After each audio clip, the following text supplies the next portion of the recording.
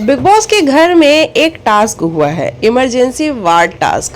ये टास्क आपको 13 सीजन में भी देखने को मिला था। मैं कह तो रही हूँ कि इस बार बिग बॉस ना ऐसे 13 सीजन के बहुत सारे टास्क लेके आया है। कहीं ना कहीं बिग बॉस का जो दिमाग है ना वो ये चल रहा है कि 13 वाले टास्क मैं लेके आऊँगा तो मे बी ये सीजन भी 13 लायक दिखे। वैसा तो दिखेगा नहीं, लेकिन टास्क इस बार ज़रूर जो है वो 13 वाले हो रहे हैं। मतलब कई टास्क मैंने देखे जो हुए इस बार। तो ये आपको याद हो स्टार्टिंग के डेज़ में हुए थे। आसिम ने कुछ परफॉर्म ही नहीं किया था, आसिम का गला भी बैठ गया था। वहाँ पे सिद्धार्थ कह रहा था तूने बोला क्यों नहीं, वो कह रहा था मैं बोल ही नहीं पा रहा हूँ। तो ये वाली सारी चीज़ें हमें देखने को मिली थी। तो वो वाली यादें जो हैं वो ताज़ा हो गई ये वाले टास्क को देख करके। अब बताते हैं कि इस टास्क में हुआ क्या।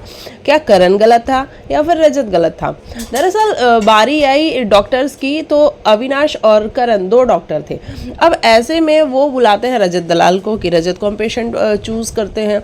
रजत आता है, अविनाश पूछता है कि आप अपने आप को बिना दाढ़ी के देखना चाहते हैं, और उसके बाद से रजत का एक टोन आप सबको पता है कि तुम दाढ़ी हटा सकते हो तो हटा के दिखा दो।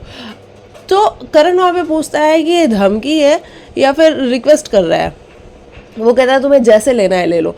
मतलब उसका भी अपना एक एटीट्यूड है। फिर करण कहता है कि ठीक है, और फिर करण ट्रिम कर देता है थोड़ी सी दाढ़ी।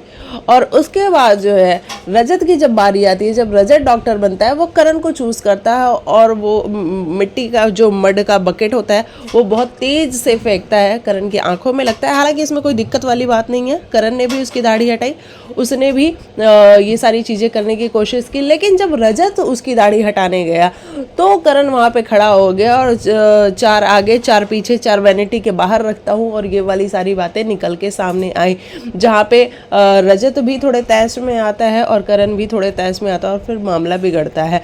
तो मैं ये कहूँगी कि देखो सही गलत अगर हम देखने जाएंगे ना तो दोनों सही हैं दोनों गलत हैं।